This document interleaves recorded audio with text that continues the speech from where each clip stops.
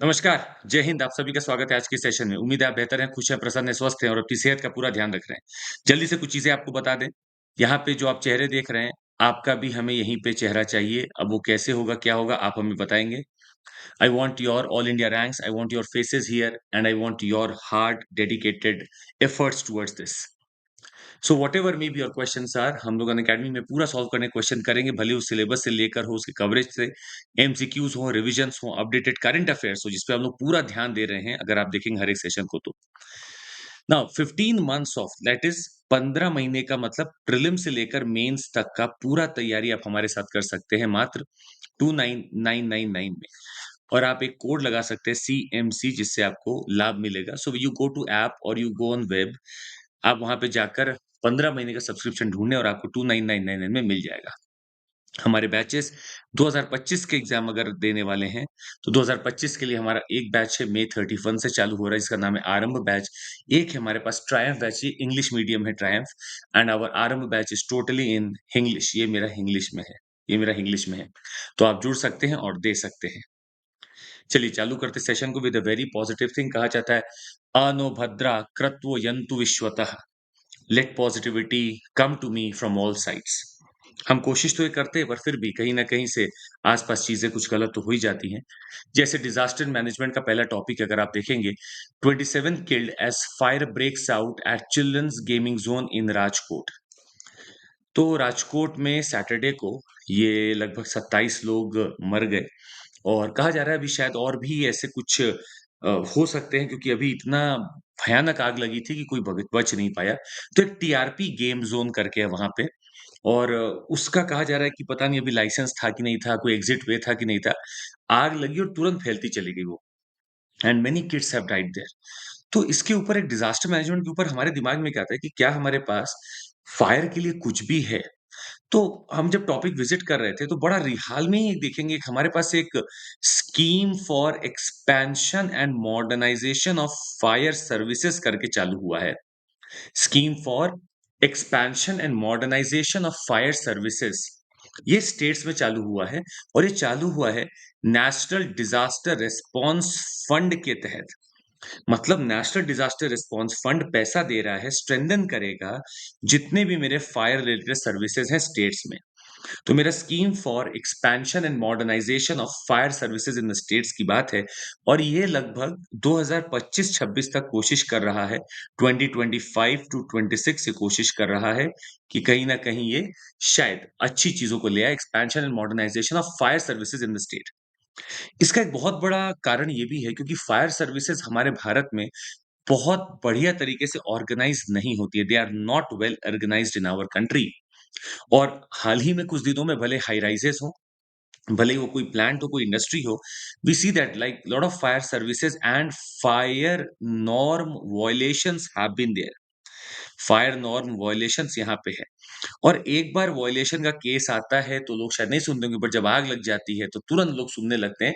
And all the authority से कि नहीं नहीं नहीं, हमारा तो लाइसेंस हमने दिया ही नहीं था, कर कैसे रहे। अरे भाई, जब लाइसेंस नहीं दिया कर रहे थे तो आपने बंद क्यों नहीं कराया। Setting up of industrial plants at fast pace with extensive use of hazardous materials and lot of construction of larger and the taller buildings with no such heed to the fire services has brought about such problems upon us. तो एक अभी फिलहाल तो मेरे पास scheme for expansion and modernisation of fire services in the states का है, पर अभी कितना सक्सेसफुल होगा ये पता चलेगा अगले 5 साल में। पर फायर एंड रेस्क्यू सर्विसेज आप कभी भी देखेंगे, तो हर राज्य का अपना खुद का फायर डिपार्टमेंट होता है, रेस्क्यू सर्विसेज होती हैं। तो चूंकि हेल्थ और पुलिस के लिए, लॉ एंड ऑर्डर के लिए यही जिम्मेदार है स्टेट, तो फायर एंड रेस्क्यू सर्विसेज के लिए हर स्टेट में अपने लिए कुछ ना कुछ बना रखा है। अभी कितना रिस्पॉन्सिबल है, कितना अकाउंटेबल है, ये पता नहीं चलता है। हालांकि इनके पास फायर इंजन्स होते हैं, स्पेशलाइज्ड इक्विपमेंट होते हैं, ट्रेन पर्सोनल भी होते हैं फायर इमरजेंसी से लड़ने के लिए, पर फिर भी कई बार हादसे हो ही जाते हैं। फायर अथॉरिटीज भी होती हैं जो इन्वेस्टिगेट करती हैं causes of major fires to identify the lapses. अब जब एक बार हो जाता है तो ये लैप्स ढूंढने में भी चलते हैं, लेसन लर्न करते हैं। पर हालांकि जितना हमने देखा है, लेसन्स कम ही लर्न किए जाते हैं। बस ये एक आम दिन की बात बता के पढ़ा दिया जाता है। फायर सेफ्टी ऑडिट अगर आप देखें, periodic fire safety audits are conducted by fire authorities to assess, ये होना चाहिए, ये सब लॉ है। पर सच्चाई इसके पीछे ये है कि it is not happening, it is not implemented. जैसा आपको दिख रहा है, वैसा हो नहीं रहा है। It is not implemented well. आपको फायर ऑडिट कराना चाहिए, सेफ्टी ऑडिट कराना चाहिए, रेस्क्यू मिशन होना चाहिए, पर ऐसा दिखता नहीं है। NDMA, national disaster management authority ने भी गाइडलाइंस दे रखी है, और उन गाइडलाइंस को भी अगर हम पढ़ते हैं तो हमें पता चलता है कि कहीं न कहीं हमें अपने फायर सर्विसेज़ को, फायर ऑडिट्स को करा के रखना चाहिए। अगर आप बिज़नेस से रिलेटेड हैं, होटल से रिलेटेड है, तो आपको ज़रूर इन सब चीज़ों पे ध्यान करना पड़ेगा। पर इन गाइडलाइंस को भी नज़रअंदाज कर दिया जाता है, और उससे भी जो गहरी बात है, भारत में जो मिसिंग है, वो है मॉनिटरिंग। हमारे पास मॉनिटरिंग नहीं हो पाता है, चूँकि इतनी ज़्यादा तादाद में हैं, डेंसिटी बहुत ज़्यादा है, लोग कम हैं, इसीलिए मॉनिटरिंग भी नहीं हो पाता है। यही सबसे बड़ा कारण बनता है लूपहोल का, और फिर लोगों की जान चली जाती है। अच्छा, अगला टॉपिक आज जो हमें पढ़ना था, आपको बता दें संडे है तो बहुत टॉपिक नहीं मिलता है, इधर-उधर की बातें ज़्यादा रहती हैं। पर ये टॉपिक थोड़ा एक अच्छा-सा था, इंडिया नेबर्स की बात है, हमारी इंडिया नेबरहुड का टॉपिक आपने नॉर्मली भी लिखा होगा, और इंडिया नेबरहुड में हमने इंडिया भूटान के बारे में बहुत कुछ पढ़ा होगा। देखिए, भूटान एक ऐसा कंट्री है जिसने भारत का हमेशा साथ दिया है। Bhutan has been there with India, whatever be the summer season, whatever be the winter season, whatever be the season, ये हमेशा हमारा साथ दिया है। पर दिक्कत ये है कि Bhutan can not be always there at the cost of its environment. Bhutan ने एक एग्रीमेंट पे साइन करने से मना कर दिया था। उस एग्रीमेंट का नाम था बीबीआईएन, या मोटर व्हीकल एक्ट। ये मोटर व्हीकल एक्ट से बोला कि सर देखो, हम इसमें नहीं आ पाएँगे। रीज़न क्या है? उसका एनवायरनमेंट, उसका हैप्पीनेस, उसके लोग। अब अगर भूटान नहीं आना चाहता है तो ख़ैर हम लोग बोलेंगे, रिक्वेस्ट करेंगे, पर हम लोग फ़ोर्स तो नहीं कर सकते। बट मोटर व्हीकल एग्रीमेंट, जिसमें बांग्लादेश, भूटान, इंडिया और नेपाल के बीच में एक ऐसा समझौता होगा जहाँ पे आराम से पैसेज बनेगा, ट्रक्स जा सकती हैं, ट्रांसपोर्टेशन हो सकता है, ट्रांजिट्स बन सकते हैं, और इन सब के लिए कोई ज़्यादा रुकावट नहीं बनेगा। मतलब कनेक्टिविटी बढ़ जाएगी, ट्रेड बढ़ जाएगा। पर साफ तरीके से भूटान ने मना कर दिया कि सर हम देखो नहीं कर पाएँगे। पर भूटान ने एक बहुत बड़ा ट्रम्प कार्ड खेला इस समय। भूटान ने बोला कि आप इस सिटी को देखो जिसका नाम है गेलेफू। आपको दिख रहा होगा मैप पे, गेलेफू सिटी देखिए। This Gelephu is at the border of Assam. तो हम कहीं न कहीं भूटान की इंडिया से कनेक्टिविटी और बढ़ा रहे हैं। गेलेफू में Bhutan is making a mindful city, इसको बोल रहे हैं माइंडफुल सिटी है ये। अब माइंडफुल सिटी का क्या मतलब है? उसका कहना है कि ये इंटरनेशनली साउंड है। It is having all the maybe new things that are there in any new international city जो बहुत रेप्यूटेड होगी। प्लस इसके साथ-साथ यहाँ पे we have got recreational facilities, we have got a word on environment here, we have got good transportation, e-mobility, energy हमारे यहाँ बहुत अच्छे से निकलेगा। तो गेलेफू को बिल्कुल वो ऐसा सिटी बनाना चाहते हैं, एक तरह से ग्रीन, स्मार्ट, माइंडफुल सिटी बनाना चाहते हैं, जिसके लिए पैसा ढूँढ रहे हैं। अब इन्होंने फिलहाल में गेलेफू के ऊपर बहुत चीज़ें उठी कि सर आप तो इसको नॉर्मली किसी की तरह बना रहे हो। उन्होंने बोला नहीं, नहीं, नहीं, नहीं।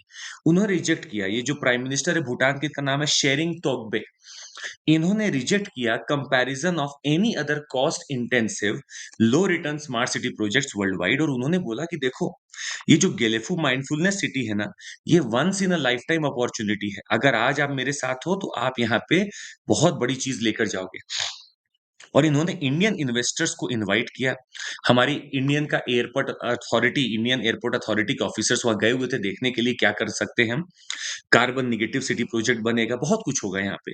तो once in a lifetime opportunity बता रहे हैं भूटान के प्राइम मिनिस्टर इसको, और चाहते हैं कि भारत इसमें बहुत अच्छे से योगदान दे। तो ये पूरा 1000 स्क्वायर किलोमीटर पे बड़ा एक सिटी बनेगा जो असम को बॉर्डर करेगा। तो हमारे लिए ये भी फ़ायदा है कि चूँकि अगर आप मैप को फिर से देखें तो असम से कनेक्टिविटी भूटान की अच्छी हो जाएगी, और टूरिज़्म दोनों जगह का बढ़ सकता है। From here to Assam and Assam to Gelephu ये भी बढ़ सकता है। तो एक कॉरिडोर की भी बात हो सकती है यहाँ पे। We can have a corridor coming up जो कि ट्रांज़िट कर सकता है अच्छे से, और भूटान इंडिया की तरफ और अच्छे से रह सकता है। क्योंकि भूटान देखिए, ये वाला पार्ट आप देख रहे हैं ना, ये चाइना। यहीं पे देखिए डोकलाम आपको दिख रहा है, डोकलाम। ये ऑलरेडी इश्यू बन चुका है, चाइना डोकलाम को माँग रहा है भूटान से, भूटान ने मना कर दिया कि भाई देखो इंडिया से बिना बोले हम कुछ करेंगे नहीं। पर अगर मेरे पास आज भूटान की चॉइस है कि भूटान मेरे साथ है, तो इट वुड बी बेनिफिटिंग अस। तो गेलीफू मेरे बिल्कुल असम के बॉर्डर पे बन रहा है, that could be a good boost to our labours also, our money, our investors, our resources, तो काफ़ी अच्छा बन सकता है। तो हमें ज़्यादा समय ना बिताते हुए एंट्री कर लेना चाहिए और भूटान के इसमें सहयोग करना चाहिए। अच्छा, अगला टॉपिक है गवर्नेंस से रिलेटेड, मैन वर्सेस डॉग की बात है, twisted tales of an abiding companionship. Now I would not go into this क्योंकि इसमें बहुत सारी केस स्टडीज हैं और ये है, वो हमें इतना नहीं जानना है, किसको काटा, किसको नहीं काटा, किसको रखा, किसको मारा। पर गवर्नेंस में हम ये ज़रूर पढ़ना चाहेंगे कि मेरे डॉग के ऊपर क्या रूल्स हैं आज। देखिए, कुछ फैक्ट्स हम आपको बता दें। 2019 में स्टेट किया गया था कि लोकसभा में कि स्ट्रे डॉग का जो पॉपुलेशन है वो 18 लाख से कम हो गया 7 साल में। मतलब 1.71 करोड़ से 1.53 करोड़ हो गया। हालाँकि हालाँकि अब ये बहुत कोरोबोरेटेड नहीं है स्टडी से। Some independent studies suggest the population is much higher as many go unaccounted for. बहुत अनअकाउंटेड होते हैं जिसको नहीं गिना जा सकता है। ग्लोबली अगर देखेंगे तो डॉग मीडिएटेड रेबीज ने लगभग 60,000 ह्यूमन डेथ्स करवाई हैं, 60,000 human deaths. India accounts for 36% of the global deaths due to rabies. मतलब पूरे दुनिया में अगर 100 लोग मर रहे हैं रेबीज से तो उसके 36 लोग भारत में मर रहे हैं। 65% of the deaths due to rabies is in the total South East Asia region. Bharat में ही होता है रेबीज के कारण। पूरे साउथ ईस्ट एशिया में मतलब इतने ज्यादा रेबीज के केसेस होंगे, उसमें 65% भारत का ही डेथ अकाउंट हो रहा है।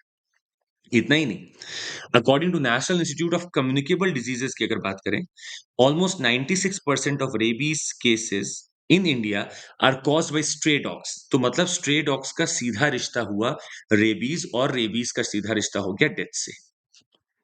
इंडिया ने रिकॉर्ड किया 160 million case of street stray dog bytes between 19 and 2022। मतलब 2019 से 22 तक, ये कोरोना का समय भी था, 160 मिलियन केसेस आए थे डॉग बाइट्स के, according to data submitted in November 2022 in the parliament.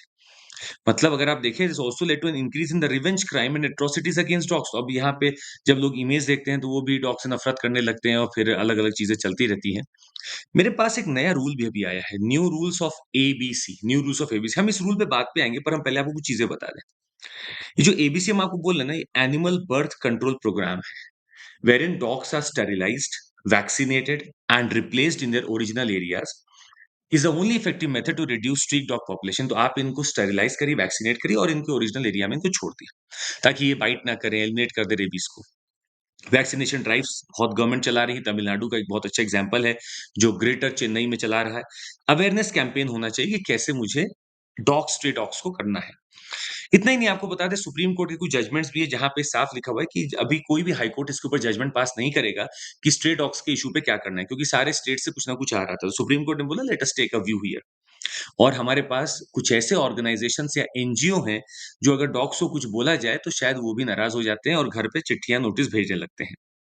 इन सबके बीच में एक बहुत बढ़िया रूल भी आया, न्यू रूल्स ऑफ एबीसी 2023। ये बिल्कुल सुप्रीम कोर्ट के ऑनरेबल सुप्रीम कोर्ट के गाइडलाइंस के हिसाब से बना ABC 2023 and it is related to animal welfare board of India and people for elimination of स्ट्रेटेबल्स। तो ये आपका ये लगभग मिलकर ये लोग बना रहे हैं इसको। And they have supreme court has specifically mentioned in various orders that relocation of dogs can not be permitted. आप इनको ओरिजिनल जगह पे ही छोड़ोगे, रिलोकेशन नहीं करोगे। तो ये जो नया रूल है क्या करता है, ये स्टेरिलाइज करेगा, इम्यूनाइज करेगा through animal birth control programme. Responsibility of this lies with respective local bodies. बहुत क्लियरली कहा गया है कि जो म्यूनिसिपैलिटीज हैं, लोकल बॉडीज हैं, पंचायत हैं, उनके पास ये ड्यूटी रहेगी। Municipal corporations they would be required to implement ABC and anti rabies programme jointly. इनको एंटी रेबीज प्रोग्राम और एबीसी मतलब एनिमल बर्थ कंट्रोल प्रोग्राम भी साथ चलाना पड़ेगा। गाइडलाइन ये भी दी गई है कि कैसे ह्यूमन और स्ट्रे डॉग का जो कॉन्फ्लिक्ट हो रहा है उसको कैसे बचाया जाए विदाउट रिलोकेटिंग द डॉग्स। मतलब आप रिलोकेट नहीं कर सकते हो। It also emphasizes addressing the cruelty involve in carrying out the ABC programmes ensuring animal welfare. इन्होंने बोला कि आप जब एबीसी प्रोग्राम करो, एनिमल बर्थ कंट्रोल प्रोग्राम करो, जब आप उनको कैच करो तो आप इंश्योर करोगे कि एनिमल वेलफेयर हो, क्रुएल्टी ना हो। They have been very specifically saying this. तो कहीं न कहीं डॉग्स और ह्यूमन बीइंग्स का फिलहाल आप देखें, तो एक टसल बहुत दिनों से चल ही रहा है। और कुछ लोग इसको ठीक मानते हैं, कुछ लोग इसको ठीक नहीं मानते हैं, कुछ लोग खुद पेट लवर्स होते हैं, कुछ लोग नहीं होते हैं। हालाँकि हमें सबको देखकर ही चलना पड़ेगा। और इन सब के बीच में यही होता है कि आप कोशिश करें ऐसे प्रोग्राम्स को बनाने का जहाँ पे अगर वो साथ में भी हैं तो कम से कम वो बाइट ना करें, उनका रेबीज़ का जो एलिमिनेशन हो सके अगर वो एंटी रेबीज़ प्रोग्राम चल सके, तो बेहतर होगा। नहीं तो फिर आने वाले समय में शायद पॉपुलेशन उनकी अनअकाउंटेबल है, वो बढ़ती चली जाएगी। और ये भी सही बात है कि आप उनको रिलोकेट और उनके साथ एट्रोसिटी नहीं कर सकते हो। तो बहुत सलीके से और एक पूरा प्रोटोकॉल बनाते हुए हमें प्रोग्राम को करना पड़ेगा। तो एबीसी 2023 का रूल है जो एक एनहांसमेंट आप कह सकते हैं पुराने एबीसी 2019 के रूल का है। Israel strikes रफ़ा despite UN courts order to halt attack. देखिए, एक ही चीज़ है और हमने आपको बता दिया ये कसम खाया हुआ इज़राइल। इज़राइल नहीं रुकेगा। ये कसम खा चुका है, इज़राइल नहीं रुकेगा और इज़राइल की ही हम बात जब अगर करते हैं, तो आपको हम बता दें कि ये वाला पार्ट आपको पता है कि गाज़ा का है, दिस पार्ट इज़ गाज़ा और गाज़ा का ये वाला जो क्रॉसिंग है, इस क्रॉसिंग का नाम है इरेज़ दिस इज़ इरेज़। रफ़ा आपको मिलेगा यहाँ पे, ये है आपका रफ़ा RAFAH और ये मेरा कौन-सा है, आपको कल ही बताया है केरेम शेलोम। ये आपका केरेम शेलोम है। तो रफ़ा क्रॉसिंग पे अब इस पूरी एरिया में अगर आप देखेंगे तो लोग आ चुके हैं, यहाँ रह रहे हैं। इज़राइल ने पूरा ऊपर से हमला करते हुए गाज़ा को खाली किया, लोग नीचे भागे, अब वो नीचे हमला कर रहा है। ऑलरेडी 40,000 लोग मर चुके हैं, ये नहीं रुकने वाला है। इसने इंटरनेशनल कोर्ट ऑफ जस्टिस के जिसके ऑर्डर बाइंडिंग होते हैं, आप गौर करिएगा इसके ऑर्डर बाइंडिंग हैं। इसके ऑर्डर फाइनल हैं और इसके बावजूद भी अगर इज़राइल इसको नहीं मान रहा है, तो इसका मतलब है कि आईसीजे के पास कोई मैकेनिज़्म नहीं है। It is only a Toothless tiger, it can not implement it's decision और वहाँ पे इज़राइल इस बात का बस मज़ाक उड़ा रहा है और लोगों को मार रहा है। यूएस ने मना किया है, वेस्ट ने मना किया है, बहुत लोगों ने मना किया इज़राइल को कि ऐसा मत करो, पर फिर भी इज़राइल नहीं रुक रहा है और वो आगे बढ़ता चला जा रहा है। इंटरनेशनल कोर्ट ऑफ जस्टिस की जो बची-कुची रेपुटेशन थी, वो भी खराब कर दे रहा है। इस इंटरनेशनल कोर्ट ऑफ जस्टिस में 15 जजेस हैं, जो दुनिया भर से चुने जाते हैं, बैठते हैं। इनकी वोटिंग होती है यूएनजीए और यूएनएससी द्वारा। इसके बावजूद भी अगर आप इनको नहीं सुनते हैं, तो एक बहुत बड़ा दुःख का कारण बनेगा। Why was Singapore flight turbulence severe? अच्छा ये एक मिसलेनियस टॉपिक है, जानबूझ के हम आपको ऐसे ही दिखा रहे हैं क्योंकि आजकल पता नहीं है इधर-उधर बहुत चीज़ें पूछ लेते हैं। तो टर्बुलेंस क्या है और कैसे आइए एक बार दिखा दें हम आपको कुछ चीज़ें। देखिए टर्बुलेंस क्या हो रहा है, ये एरोप्लेन तो आपका चल ही रहा है। अब आपकी एक स्ट्रीम जो है वो तो हमेशा आपके साथ है, आपके खिलाफ है अगर आप उस रेंज में हैं तो। तो कहा जाता है कि जब आप हिमालय के आस-पास हैं या फिर आप थोड़ा-सा हिमालय के और ऊपर अगर आपके टेम्परेट वर्ल्ड के आस-पास है, तो आप एक स्ट्रीम का बहुत तेज़ी से सामना करते हैं, वो है जेट स्ट्रीम। जेट स्ट्रीम्स बहुत ही पावरफुल विंड है और ये पूरी जियोस्ट्रॉफिक है जियोस्ट्रॉफिक है। जियोस्ट्रॉफिक का मतलब होता है पूरे धरती का चक्कर लगाती हैं, बड़ी तेज़ी में लगाती हैं। तो अगर आपका सामना इनसे हो रहा है तो टर्बुलेंस आने की संभावना पूरी है। मतलब ऐसे भी हो सकती है कि ये विंड तो बहुत एक ज़ोन में चल रही होगी, एक बैंड में चल रही होगी, पर अगर आप इस बैंड में एंट्री कर रहे हैं या एग्ज़िट कर रहे हैं, तो आप तेज़ हवा से कम हवा या कम हवा से तेज़ हवा में जा रहे हैं। तो स्वाभाविक सी बात है फ़ास्ट विंड और स्लो विंड का जहाँ पे भी कंपैरिज़न होगा या जहाँ पे भी ऐसा बना होगा, आप खुद इमेजिन करिए अगर मैं प्लेन के ऊपर के सरफेस में फ़ास्ट विंड चला रहा हूँ, नीचे के सरफेस पे स्लो विंड अगर है, तो स्वाभाविक सी बात है कहीं न कहीं ऊपर-नीचे करेगा ही प्लेन और यही जेट स्ट्रीम में फँसने के बाद इन लोगों का हालत होता है। तो jet stream is one of the reason that turbulence can happen. दूसरा, कई बार हो सकता है लोकल लेवल पे स्टॉप आया हो। Singapore flight is in case which was travelling from England and was to about to reach Singapore और Andaman and Nicobar islands के ऊपर अगर आप देखेंगे, तो अगर कोई लोकल तूफ़ान आया हुआ है, स्टॉर्म्स अगर आए हुए हैं, तो ये स्टॉर्म्स की हवा ऊपर तक जाती है। तो अब मान लीजिए नीचे कोई स्टॉर्म आया हुआ है, तो ये नीचे से ऊपर तक हवा पुश करेगा। अब ये टर्बुलेंस में अगर अब ये आप इमेज देखकर ऐसा मत सोचिए कि इतना ही एरिया है, ये एरिया इतना बड़ा हो सकता है कि पूरे प्लेन को आराम से कवर कर सकता है, बिल्कुल आराम से। मतलब प्लेन उसका 1/100th भाग होगा बस। अब इतने बड़े सर्कुलेशन में अगर टर्बुलेंस लग रहा है, विंड बहुत तेज़ी से घूम रही है और अगर उसमें एरोप्लेन फँस गया है, जेट क्राफ्ट फँस गया है, तो दिक्कत बिल्कुल स्वाभाविक है हो सकती है। तो स्टॉर्म के कारण भी होती है या मतलब साइक्लोन्स के कारण भी अगर हम लिखें तो वही चीज़ हो गई, साइक्लोन्स के कारण भी हो सकती है, जेट स्ट्रीम के कारण हो सकती है। विंड के कारण, विंड की तो बात वही है कि अगर आप डिसेंट कर रहे हैं, मान लीजिए अगर आप 37,000 फीट से अगर आप 30,000 पे आ रहे हैं, फिर आप 25,000 पे जा रहे हैं, अब विंड शीयर होता है। विंड शीयर का मतलब होगा यहाँ कितनी तेज है विंड और नीचे कितनी तेज है। इसका भी कारण बनता है विंड शीयर का जिसके कारण कई बार ऐसे टर्बुलेंस बनते हैं, ऐसे ऊपर-नीचे प्लेन आपका होने लगता है, तो it can also be because of wind, storms, jet streams and may be अगर आस-पास कोई माउंटेन रेंज है, तो माउंटेन रेंज से दिक्कत है कि उसके ऊपर की विंड और प्लेन के ऊपर की विंड दोनों अलग-अलग स्पीड पे है। तो अगर आस-पास कोई अगर माउंटेन या ऐसा कोई ऑब्स्ट्रक्शन आता है, तो भी टर्बुलेंस देखने को मिलता है क्योंकि माउंटेन से ऐसे कोई भी हाई राइज़ कोई ना कोई अपना ज़रूर लोकल लेवल पे चेंज कर देते हैं चीज़ों को और उसकी वजह से टर्बुलेंस हो सकता है। तो ये चारों रीज़न हो सकते हैं टर्बुलेंस के। अब इसमें एक सवाल ये भी पूछा गया कि क्या क्लाइमेट चेंज रिस्पॉन्सिबल है इसके लिए? देखिए क्लाइमेट चेंज तो सबके लिए रिस्पॉन्सिबल है। बिल्कुल रिस्पॉन्सिबल होगा। You are changing temperature of your air parcels, they are bound to change the contrasting air temperatures and hence ऊपर-नीचे आपका कोई भी प्लेन कर सकता है। अगर विंड की स्पीड किस पे गवर्न कर रही है? प्रेशर पे। प्रेशर किस पे गवर्न कर रहा है? टेम्परेचर पे। तो अगर मैं एक रिलेशन स्पीड, प्रेशर और टेम्परेचर का भी निकालूँ, तो टेम्परेचर बढ़ रहा है अगर, तो प्रेशर मेरा स्वाभाविक सी बात है कम होता जा रहा है। प्रेशर कम हो रहा है, तो स्पीड पे कुछ ना कुछ असर पड़ेगा ही क्योंकि आस-पास हाई प्रेशर एरिया होगी। तो ये सारे कारण बनते हैं वैसे ही। तो अभी तक फिलहाल मतलब इन इस पूरे आर्टिकल में ऐसा कुछ नहीं था जो हमें बहुत अलग से पढ़ना था। इन्होंने एक केस के बारे में बताया जहाँ पे किसी को मुआवज़े मिल गए, ये सब हो गया। बट टू अंडरस्टैंड हमें फ़ोरकास्टिंग और अच्छी चाहिए। हमें कुछ और ट्रेनिंग चाहिए, हमें कुछ ऐसे एयरक्राफ्ट में टेक्नोलॉजी चाहिए जिससे हम इन टर्बुलेंस को समझ पाएँ और हम उसको अवॉइड कर सकें। कई बार लोगों को पता रहता है कि सामने तूफ़ान है पर फिर भी वो चले जाते हैं। कहा जाता है कि उनको लगता है कि पैसे बचा लेंगे, फ्यूल बचा लेंगे, टाइम बचा लेंगे, तो हमें शाबाशी मिलेगी, सरकार सरदार खुश हो जाएँगे। पर कई बार ये किसी की जान भी ले लेते हैं, जो इस बार हुआ। तो टर्बुलेंस में ना घुसा जाए और हर फ्लाइट के बाद एक ऑडिट होना चाहिए कि आप जिस रास्ते से आए हो, उसमें अगर कोई टर्बुलेंस था या फिर कुछ भी ऐसा था, तो आपने क्या डिसीज़न लिया? एक बहुत अच्छी मूवी भी है इसके ऊपर ख़ैर, पर आप इसको समझ सकते हैं like there are if I ask you PT questions ये कुछ ऑब्जेक्ट्स हो सकते हैं, कुछ चीज़ें हो सकती हैं जो इसको कॉज़ कर सकती हैं। आइए आगे देखते हैं। अच्छा that that was the last topic actually ये लास्ट टॉपिक ही निकला आज हमारा पढ़ने के लिए। ये शायद 2 स्लाइड आगे आ गई है यहाँ पे। एक बार बस इसको ये डॉग वाले में ऐड कर लीजिएगा ना, ये डॉग वाले में ऐड कर लीजिएगा। तो awareness campaign animal birth control programme है और ये चीज़ है लीगल फ्रेमवर्क अगर आप देखेंगे तो हमारे पास है। एक आपने सुना होगा prevention of cruelty to animals act of 1960।